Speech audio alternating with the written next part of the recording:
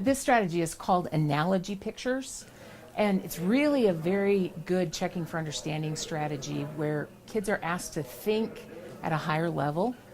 So what I provide for them is an image of some sort, and I give them a bank of keywords, and I ask, how does this image reflect something that we've learned? So we're going to do a strategy called analogies. All right? So on the board here in your cloud are 6 words that I think you probably know some things about. This strategy is great to use for checking for understanding. And what I like to know is, can kids apply the things that we've talked about and the things that I've taught them? So as I go around, the first thing I ask them to do is to write it by themselves, because I really want them to think individually about the characteristics and how these qualities show up.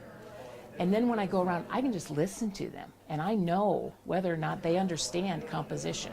And I know whether or not they understand camera angle by the things they're telling me about their image. On your table, I've given you some images. Turn those over. Okay?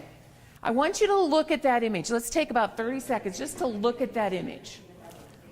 Okay? See what you notice about that image.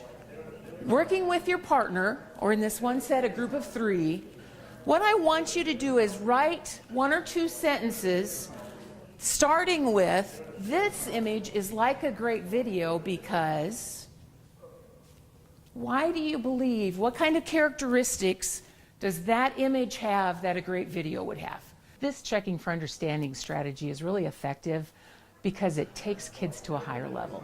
It's not just a recollection of a fact. It's not a definition of what this characteristic is. I will know whether they can really apply what the characteristics of this particular quality is. And it takes them to a much higher level than just understanding a definition.